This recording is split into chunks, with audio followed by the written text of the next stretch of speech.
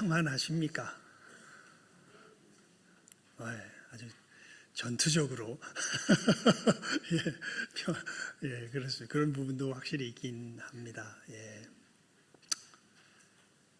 성경에 정말 놀라운 약속이 있는데요.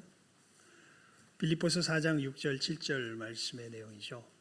아무것도 염려하지 말고 오직 모든 일에 기도와 간구로 너희 구할 것을 감사함으로 하나님께 아뢰라. 쉽게 말하면 걱정하지 말고 기도해라 그 뜻입니다. 근데 그 뒤에 있는 약속이 참 놀라워요. 그리하면 모든 지각에 뛰어난 하나님의 평강이 그리스도 예수 안에서 너희 마음과 생각을 지키시리라. 너희들이 염려하기보다 기도하면 하나님의 손에 하나님을 의뢰하고 하나님을 신뢰하여 하나님께 맡기면 그럼 하나님께서 주시는 놀라운 복이 있는데 그것이 무엇이냐면 우리의 마음과 생각을 우리가 이해할 수 없는 그러니까 우리의 이해를 좀 뛰어넘는 거예요. 모든 지각에 초월한 이런 표현이 말이 좀 어렵게 써놨죠. 근데 우리의 그러니까 이해는 잘 안 돼요. 쉽게 말하면 이해는 잘 안 되는데 하나님의 평강이 우리의 무엇을 지킨다고요? 마음과 생각을 지켜주신다는 겁니다. 여러분 하나님의 사람들은요 사실 이것을 맛보며 살아갑니다. 즉 어떤 부분들 사실 많은 부분들 내 이해를 좀 뛰어넘어요. 그런데 놀랍게도 하나님을 신뢰하며 살아가게 될 때 내 마음속에 뭐가 있냐 하면 평화가 있습니다. 평화로다. 어디서 올까요? 하늘 위에서 내려오네. 그 사랑의 물결이 영원토록. 그 다음에 어떻게 되죠? 내 영혼을 덮으소서. 바로 그 다음에 이렇게 시작됩니다. 이 땅 위에 험한 길 가는 동안 참된 평화가 어디 있나. 그 다음에 이야기하죠. 우리 모두 다 예수를 친구 삼아 참 평화를 누리겠네. 그러니까 여러분 예수님 그건 한번 볼까요? 요한복음 16장입니다. 요한복음 16장입니다. 요한복음 16장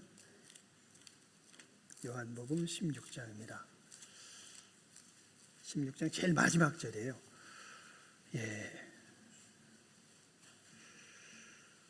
33절 말씀인데 우리 함께 읽어봅시다. 요한복음 16장 33절 말씀입니다. 우리 시작하면 읽습니다. 시작. 이것을 너희에게 이름은 너희로 내 안에서 평안을 누리게 하려 함이라. 세상에서는 너희가 환난을 당하나 담대하라. 내가 세상을 이기었노라 하시니라. 아멘. 설명하자면 오늘 설교의 본문은 이게 아니기 때문에 복잡하니까요. 다 거두절미하고 핵심만 말하면 이 세상의 어떤 풍파도 내가 너희에게 주는 평화를 뭐 할 수 없다? 해할 수 없다. 내가 세상을 이기었노라. 어떤 것도 주께서 우리들에게 주시는 이 평화를 해할 것이 없습니다. 진짜 그렇습니다. 그런데 우리가 참 진짜 우상 숭배자들이에요. 왜냐하면 아까 왜 갑자기 말씀을 전하려다가 여러분 얼굴을 보면서 전혀 생각도 안 한 말을 들으면 물론 저도 시달리죠. 그리고 힘들 때가 참 많습니다. 그런데 그리고 또 어떤 순간에는 정신을 놓쳐버릴 때도 있기도 합니다만 그래도 내 안에 예수께서 살아계시면서 내 안에 무엇을 주시는 것을 아냐면 평안을 주시는 것을 압니다. 그 평안은 절대 없어질 수가 없습니다. 왜냐하면 예수님이 십자가에 죽으시고 부활하심으로 뭐 하셨기 때문에 승리하셨기 때문에 이건 절대 없어질 수가 없습니다. 물론 내가 아직 감각적으로 느끼지 못할 수 있을지는 몰라요. 하지만 이거는 내 안에 그대로 존재하는 것입니다. 그렇잖아요. 여러분, 공기 있습니까? 없습니까? 여기 공기 있어요? 없어요? 공기 느껴집니까? 안 느껴지세요? 안 보이고 잘 안 느껴지잖아요. 근데 우리가 공기가 있어서 사는 것과 같이 그렇습니다. 주님께서 십자가로 승리하셨습니다. 여러분, 왜 그것이 진실임에도 실체임에도 우리가 평화를 내 정서 속에서 내 감정 속에서 못 느끼냐면요, 비밀을 알려드릴게요. 나도 모르게 지금 내가 우상 숭배에 빠져 있기 때문에 그렇습니다. 진짜 하나님을 내가 바라보는 게 아니라, 진짜 살아계신 하나님을 내가 섬기고 있는 게 아니라, 나도 모르게 하나님을 가장한, 우리 그리스도인들이 이게 정말 속기 쉬워요. 그냥 내 속에서 내게 익숙한 어떤 행동과 활동 속에서 내가 상정한 어떤 한 대상이 하나님인 것처럼 생각하는데, 여러분, 하나님은 우리들에게 세상이 이길 수 없는 뭘 주시는 분이세요? 평화를 주시는 분이신데, 여러분, 그 대상이 여러분에게 평화를 줍니까? 주고 있습니까? 주지 못한다면 그건 하나님이에요, 아니에요? 아니죠. 그거는 내가 만든 뭐예요? 우상이죠.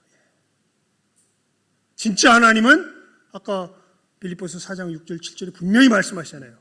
모든 지각에 뛰어난 하나님의 평강이 어떻게 한다? 너희 마음과 생각을 뭐 하시리라? 지키시라. 분명히 약속하고 있는데, 아니 내가 하나님을 제대로 섬기면 하나님이 나한테 뭘 주신다 그랬는데, 평강을 주신다 그랬는데 왜 내게 평강이 없어? 그건 하나죠. 내가 지금 섬기고 있는 하나님이 사실은 뭐가 아니라, 진짜 하나님이 아니라 나도 모르게 내가 뭘 만들어 놓고, 우상을 만들어 놓고 그것을 하나님인 양 섬기고 있었기 때문에 그렇습니다. 오늘 말씀의 주제로 그냥 돌아오겠습니다. 연결하니까 너무 깁니다. 오늘 설교 제목이 뭐죠? 경이로운 믿음의 길. 경이롭다, 놀랍다. 왜 그러냐면요, 오늘 말씀을 보면요, 17절 말씀이 어떻게 보면은 우리가 가장 주의를 집중해야 될 말씀인데, 우리 17절 말씀을 함께 읽어볼까요? 시작하면 읽습니다. 시작. 외모로 보시지 않고 각 사람의 행위대로 판단하시는 자를 너희가 아버지라 부른즉 너희의 나그네로 있을 때를 두려움으로 지내라. 너희들의 믿음의 길을 걸어갈 때 어떤 마음을 가지고 걸어가라? 읽었잖아요, 방금. 어떤 마음을 가지고 걸어가라? 두려운 마음을 가지고 걸어가라. 근데 우리 1장 6절 한번 읽어볼까요? 1장 6절입니다. 함께 읽습니다. 시작. 그러므로 너희가 이제 여러 가지 시험을 인하여 잠깐 근심하게 되지 않을 수 없었으나 오히려 크게 기뻐하도다. 여러분, 여기는 우리가 믿음의 길을 걸어갈 때 우리의 마음속에 무엇이 있다고 이야기합니까? 기쁨이 있다고 이야기합니다. 잠깐 근심하게 될 수는 있지만 이건 절대 오래 지속될 수 있는 건 근심은 아니다. 그리스도인들의 밑바닥에 있는 마음은 근심이 아니라 뭐다? 기쁨이다. 오히려 크게 기뻐하도다. 근데 또 17절 말씀을 보니까 너희의 나그네 때로 나그네로 있을 때를 무엇으로 지내라? 이 뭐 어떡하라는 얘기예요? 우리들에게 무엇이 있고 기쁨이 있고 또 무엇이 있대요? 두려움이 있대요. 이게 말이 될까요? 말이 됩니다. 진짜 신앙의 길은요, 뭐가 공존하는 길일까요? 오늘 사도 베드로가 우리들에게 이야기해, 뭐가 공존하는 길일까요? 기쁨과 두려움이 공존하는 길입니다. 왜 그러냐 하면요, 이제 오늘 말씀을 우리가 가만히 묵상해 보면 알겠습니다. 첫 번째, 왜 이게 공존하냐면 우리가 걸어가는 길은요, 하나님의 심판을 준비하며 걸어가는 길이기 때문에 사실은 첫 걸음을 뗄 때의 우리의 그 기본적인 심령 상태는 두려움이 맞아요. 예. 여러분, 누구 보며 살아가십니까? 참 중요한 질문입니다. 여러분, 우리가 신앙으로 살아간다고 말할 때 이거 정말 중요한 질문. 여러분, 누구 보고 살아가세요? 누가 평가하는 것에 신경이 곤두서 있습니까? 누가 말하는 것에 내 마음이 온통 가 있습니까? 누가요? 교회 생활 오래 할수록요, 이게 참 피할 수 없는 어려움이기도 한데, 여러분, 누구 얘기에 온통 신경이 가 있는 줄 아세요? 누구 얘기에 온통 신경이 가 있어요? 주변? 함께 믿음의 길을 걸어가는 누구 이야기에? 옆 사람 이야기에 온통 신경이 가 있습니다. 여러분, 아닙니다. 우리는 누가 이야기할 것에 온통 신경이 가 있어야 돼요. 누가 이야기할 것에 온통 신경이 가 있어야 돼요. 하나님이 나에게 뭐라고 말씀하실 것인가에 온통 신경이 가 있어야 합니다. 여러분, 그래서 사실 17절 위에 중요한 말씀이 있어요. 15절과 16절 말씀 함께 읽어볼까요? 시작하면 읽습니다. 시작. 오직 너희를 부르신 거룩한 자처럼 너희도 모든 행실에 거룩한 자가 되라. 기록하였으되 내가 거룩하니 너희도 거룩할지어다 하셨느니라. 예. 그러니까 우리는, 여러분, 하나님께서 나를 바라보고 계시고 하나님께서 나를 하나님의 이 기준 가운데 평가하실 것을 기대하며 걸어가는 것이 우리의 믿음의 걸음입니다. 결코 누구의 이야기에 휘둘리는 것이 아니라 주변의 이야기, 심지어 그러니까 주변의 이야기에 왜 휘둘리냐면 사실 결국 자기 세계에 휘둘리는 거예요. 자기가 만든 자기 이야기. 그런 속담이 있죠. 이게 참 우리나라가 불교 어떤 이 배경 속에서 나온 속담이지. 뭐라 그러나 부처 눈에는 부처만 보이고 또 누구 눈에는 누구만 보이고 뭐 그런 얘기가 있죠. 그래서 여기서 부처가 좋은 뜻입니다. 그렇죠. 네. 우리나라에 있는 속담이죠. 결국은 다른 사람들의 이야기가 신경 쓰이는 것도 왜 그 사람의 이야기가 신경 쓰냐면 자기 이야기가 이렇게 반영돼서 들려오기 때문에 그래요. 자기 이야기가 반영돼서 자기가 중요하게 생각하고 자기가 주장하고 이런 것들이 저런 사람들이 한번 튕겨가지고 나에게 돌아오기 시작합니다. 근데 여러분, 진짜 중요한 이야기는 누구 이야기예요? 자기 이야기가 아니라 누구 이야기? 하나님의 이야기. 하나님께서 무엇이라 말씀하시는가 하는 것이 정말 중요한 이야기가 되는 것이죠. 그 하나님이 말씀하십니다. 너희들은 내가 거룩한 것처럼 너희도 어떻게 해라?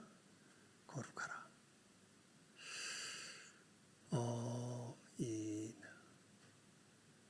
그 잘못된 신앙을 가진 사람들이 요즘 종종 있는 것 같아요. 어떤 신앙의 사람이 있냐면 교회에 다닌다 그러는데 하나님이 심판 안 할 것처럼 생각하는 사람들도 있어요. 무슨 얘기냐면 여러분, 하나님께서 심판하실 때 그 심판은 성경에 보게 되면 영벌입니다.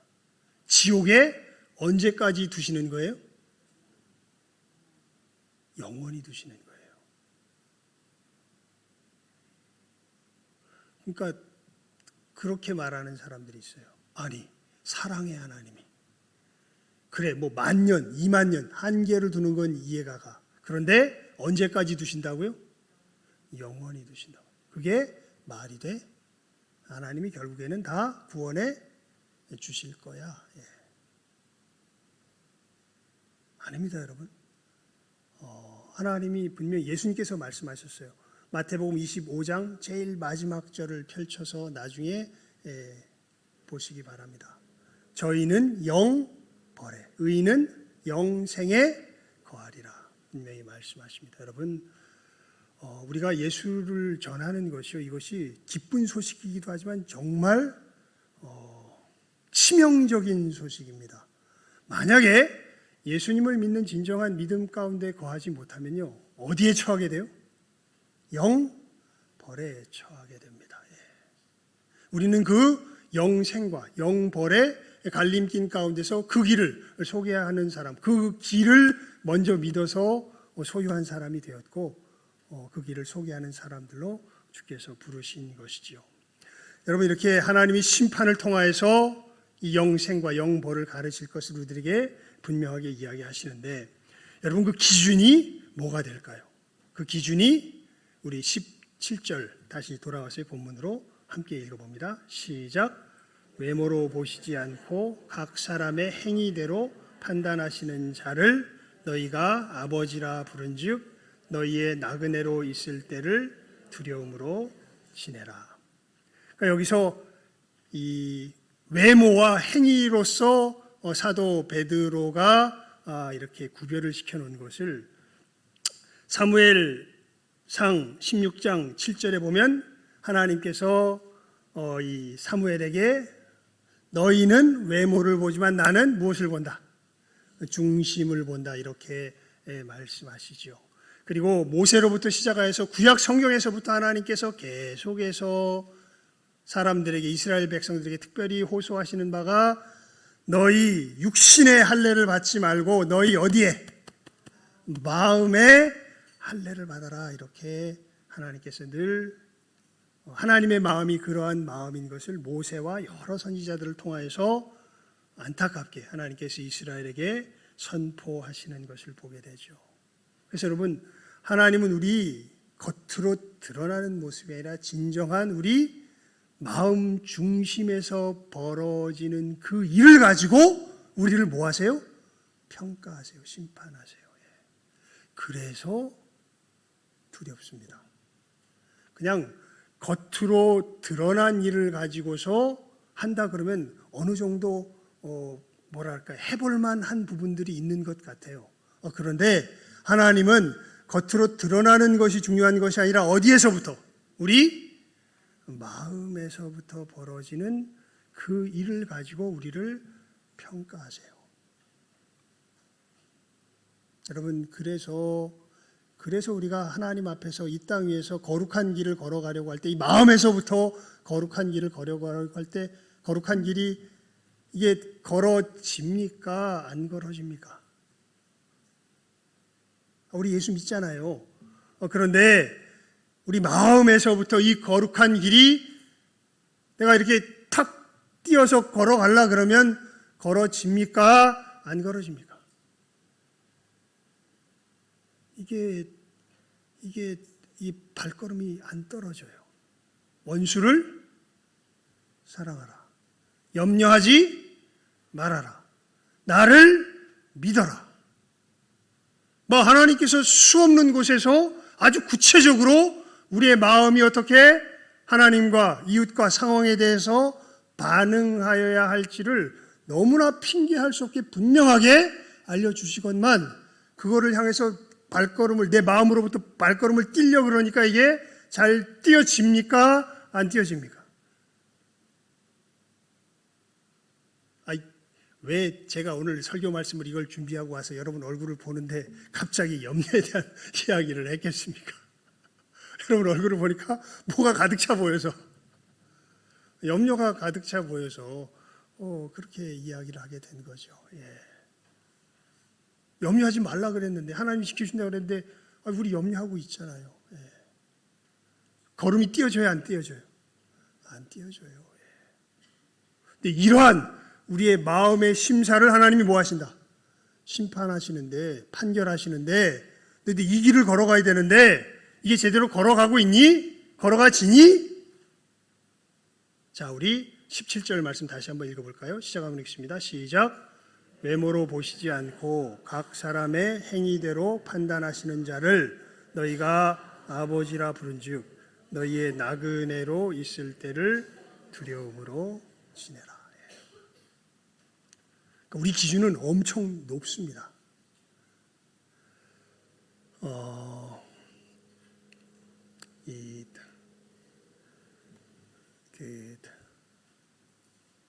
여러분 참 사람이요, 어떻게 보면 진짜 나쁜 놈이 있고 조금 덜 나쁜 놈이 있다기보다는요, 다 나쁜 놈인데 환경이 그 사람을 그렇게 극단적으로 몰아갈 수도 있고, 환경 속에서 조금 좋아 보이기도 한 게 우리의 실체가 분명합니다. 왜냐하면요, 제가 한 대목을 읽어드릴게요. 이게 실제 있었던 일인데요. 그냥 읽어드리겠습니다. 찰스 콜스는 미국 텔레비전의 한 인터뷰에 대해 말한다. 어떤 프로그램에서 어떤 사람이 텔레비전 인터뷰를 보고서 거기에 대해서 평가하는 말인가 봐요. 마이크 윌리스가 예힐 디누르와 이야기를 나누고 있었다. 그 인터뷰에서 아마 마이크 윌리스라는 사람과 예힐 디누르라는 사람이 이야기를 나누고 있었나 봅니다. 근데 그 디누르는 나치의 강제 수용소에서 살아남은 사람으로, 그죠? 홀로코스트 있죠. 유대인 학살, 대학살이 일어났을 때 뉘른베르크 재판에서 아돌프 아이히만, 이 사람은 대학살의 행동대장이죠. 어마어마한 유대인을 학살한 이 책임자에 대하여 반대 증언을 한 사람이다. 디누르라는 사람이요. 윌리스는 나치의 유대인 대학살을 계획한 아이히만이 1961년에 받은 재판에 관한 영화의 한 장면을 보여주었다. 콜스는 디누르가 법정으로 걸어 들어가 18년 전에 자신을 아우슈비츠로 보낸 사람과 대면하는 장면을 이렇게 묘사한다. 그러니까 아이히만과 만나는 그 재판석에서의 장면인 거죠. 디누르는 도저히 억제할 수 없을 정도로 흐느끼기 시작했고, 그러고는 실신하여 재판장이 혼잡한 법정의 질서를 명하여 의사봉을 두드릴 때 바닥에 쓰러져 버렸다. 그러니까 디누르가 아이히만을 이제 18년 후에 만나서 그 재판석에서 만난 거죠. 만나자마자 실신해 버린 겁니다. 디누르는 증오, 공포, 끔찍한 기억에 압도되었는가, 즉 뭘 물어보는 거냐면 이 사람이 왜 실신했는가에 대한 질문을 하는 거예요. 아니, 오히려 디누르가 윌리스에게 설명했듯이 갑자기 그는 아이히만이 수많은 사람들을 죽음으로 몰아넣은 신적 장교가 아니라는 것을 깨달았다. 즉 아이히만이 특별히 악마적이라 그렇지 않다라는 것을 깨달았다는 거죠. 이 아이히만은 보통 사람이었다. 나는 나 자신에 대해 두려웠다고 디누르는 말한다. 나도 이런 일을 할 수 있음을 보았다. 나는 그와 전혀 다를 바 없는 사람이다. 그러니까 어떻게 된 일인지 이 사람이 재판석상에서 아이히만을 딱 보는 순간 갑작스럽게 강력한 깨달음이 온 거예요. 어떤 깨달음이었냐면 저 사람하고 나하고 크게 뭐하지 않다. 다르지 않다. 그것이 갑작스럽게 알아지는 순간에 그 끔찍한 일을 한 사람, 그 피해자가 나였는데 가만히 보니까 누구와 다르지 않아요. 나와 저 사람이 다르지 않아요. 그것이 충격적으로 다가오는 순간 어떻게 했다는 거예요? 실신해 버렸다는 거예요. 그 재판석상에서. 여러분, 정말 이거 은혜를 받은 사람입니다. 그러니까 은혜가 있는 사람은요, 자기 자신이 정말 거룩과는 관계가 없는, 정말 죄악된 삶을 살아갈 수밖에 없는 정말 악한 존재라는 것을 자기 심령 깊은 곳에서 깨달아 알게 됩니다.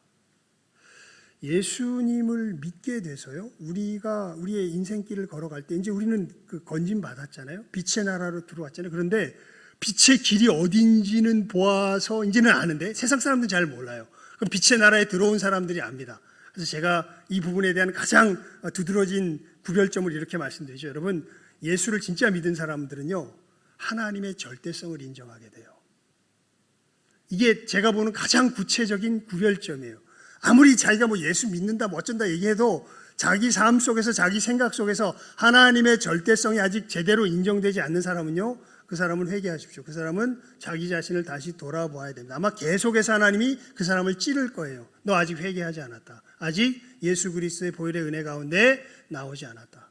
예수님의 보혈의 역사가 일어나면 어떤 일이 벌어지냐면, 오늘 우리 백장로님 18번 기도와 같이 누구도 이기고 자신도 이기고 누구도 이기는, 세상도 이기는, 그러니까 하나님의 절대성을 뭐할 수 있는, 신뢰할 수 있는 새로운 존재로 바뀌게 됩니다. 그런데 아직 예수님의 이 구원의 역사가, 오늘 우리 뭐라고 인사했어요? 예수 죽음, 님의 죽음, 내 죽음. 예수 부활, 님의 부활입니다. 내 부활입니다. 예수님께서 죽으시고 사신 것은 우리로 죄에 대하여 어떻게 하고 죽게 하시고 하나님께 대하여 어떻게 하시는, 살게 하시는 역사를 이루신 것이거든요. 여러분, 이 역사가 일어난 사람들은 하나님을 신뢰하는 길이 무엇인지는 보여요. 세상 사람들 아예 안 보입니다. 근데 예수 안에 있는 사람은 보여요. 그런데 보인다고 제대로 걸어갈 수 있냐? 그건 또 별개의 문제입니다. 보이긴 보이는데 잘 걸어가져요? 안 걸어가져요? 이게 희한하게 내가 걸어가려고 그러면 발걸음이 안 떼져요. 신뢰하기가 정말 어렵습니다. 돈을 신뢰하는 게 훨씬 사실은 자연스럽습니다. 예수를 믿는다 그래도. 그래서 지금 사도 베드로가 이야기하는 것이, 너희 나그네로 있을 때를 어떻게 지내라? 두려움으로 지내라. 여러분, 어떻게 우리가 이 길을 걸어가게 될까요? 이게 18절부터 21절까지의 말씀이죠, 사실은. 여러분, 그때 이렇게 얘기하면 어려우니까요. 히브리서 4장을 펴봅시다. 히브리서 4장입니다. 히브리서 4장 14절에서 16절입니다. 히브리서 4장 14절에서 16절. 시작하면 읽어봅니다. 히브리서 4장 14절에서 16절 말씀입니다. 시작하면 읽습니다. 히브리서 4장 14절에서 16절 시작. 그러므로 우리에게 큰 대제사장이 있으니 승천하신 자 곧 하나님의 아들 예수시라. 우리가 믿는 도리를 굳게 잡을지어다. 우리에게 있는 대제사장은 우리 연약함을 체휼하지 아니하는 자가 아니요 모든 일에 우리와 한결같이 시험을 받은 자로되 죄는 없으시니라. 그러므로 우리가 긍휼하심을 받고 때를 따라 돕는 은혜를 얻기 위하여 은혜의 보좌 앞에 담대히 나아갈 것이니라. 아멘. 그러니까 왜 그리스도인들에게 두려움과 더불어서 기쁨이 있냐면요, 이게 우리의 연약함 속에서 우리 스스로의 힘으로 나아갈 수가 없습니다. 그런데 우리 안에 누가 계세요? 예수 그리스도께서 계세요. 그리고 그 예수님 앞에 우리의 이 연약함을 숨기지 아니하고 그대로 가지고 나아갈 때 주께서 때를 따라 무엇을 주세요? 돕는 은혜를 주세요. 그리고 우리가 그 은혜 가운데 거하게 될 때 어떤 일이 벌어지냐면, 놀랍게도 내가 이 길을 어떻게 하게 돼요? 걸어가게 돼요. 그래서 뭐 할까요? 기뻐요. 처음에는 두려움으로 시작하지만 이게 내 힘으로 안 되기 때문에 두려운 거예요, 사실은. 그런데 누구 안에서 이 역사가 이루어지는 걸 보게 돼요? 예수 안에서 이 역사가 이루어지는 걸 보게 돼요. 우리가 여러분 이 자리에 왜 나옵니까? 왜 나오죠? 은혜를 입기 위해서. 은혜 입는다는 게 뭔가요? 여러분, 은혜 입는다는 건요, 감동받는다는 정도의 차원이 아닙니다. 그냥 여러분의 마음이 뭔가 위로받는다는 차원의 정도가 아닙니다. 은혜 받는다는 건요, 이 거룩한 길을 걸어갈 수 있는 뭘 얻는다는 거예요? 능력을 얻는다는 거예요. 내 자신이 부인되고 진짜 하나님의 거룩함을 닮아가는, 정말 하나님의 하나님 되심을 인정할 수 있는 그 진정한 힘을 얻는다는 게 뭘 얻는다는 거예요? 뭘 받는다는 거예요? 은혜를 받는다는 거예요. 분명하게 그 의미를 확실히 새겨두시기 바랍니다. 우리가 너무 이상하게 그냥 지멋대로 사용해버리죠. 은혜 받는다, 은혜가 없다, 뭐 은혜가 있다. 여러분, 은혜는 다른 것이 아닙니다. 우리로 우리 자신을 죽게 하고 하나님께 대해 살게 하는 이 역사가 실제로 내 삶 가운데 일어나게 하는 그 힘이야말로 진정한 은혜의 역사이죠. 이것이 누구의 이름으로 일어나요? 예수의 이름으로 우리들 가운데 일어나게 되는 것입니다. 그래서 표대를 바라보면 두려워요. 왜냐하면 누구 힘으로 안 되기 때문에, 내 힘으로 안 되기 때문에. 하지만 오히려 그 표대가 보이는 것이 은혜요, 그것이 보임으로 말미암아 내 안에 누가 나와 함께 하심을 알게 돼요? 예수 그리스도께서 나와 함께 하심을 알게 됩니다. 그리고 내가 놀랍게도 예수님의 그 역사하심 가운데 그 길을 걸어가고 있음을 내가 보면서 내 자신의 모습을 보고 뭐 할까요? 우리는, 예수의 사람들은 놀랍니다. 내가 어떻게 이 길을 걸어갈 수 있다니, 내가 어떻게 이 길을 걸어가고 있다니. 오 하나님, 이것이야말로 정말 하나님의 뭐요? 은혜입니다. 나의 나된 것은 누구의 은혜로다? 하나님의 은혜로다라는 것이 그 속에서 나오는 진정한 신앙 고백이 되는 것이죠. 여러분, 한계에 부딪히셨습니까? 지금이야말로 뭐 받을 때예요? 은혜 받을 때예요. 이건 누구 힘으로는 안 돼요. 내 힘으로는 안 돼요. 누구의 이름 앞에 나아갈 때? 예수의 이름 앞에 나아갈 때 예수께서 진짜 능력이 되셔서 우리들에게 은혜로서 권능으로 임하십니다. 여러분, 이 자리에 누구를 만나러 나오셨습니까? 목사 보러 나왔습니까? 아니죠. 하나님을, 우리 주 예수 그리스도를 만나러 나온 것이죠. 요거만 읽고 말씀을 맺겠습니다. 요한복음 6장을 펴보십시오. 요한복음 6장입니다. 요한복음 6장 37절 말씀입니다. 우리 새벽 기도의 시간에도 잠깐 봤었는데 우리 함께 보고 말씀을 맺도록 합시다. 요한복음 6장 37절 말씀, 우리 함께 읽습니다. 시작하면 읽습니다. 요한복음 6장 37절입니다. 시작.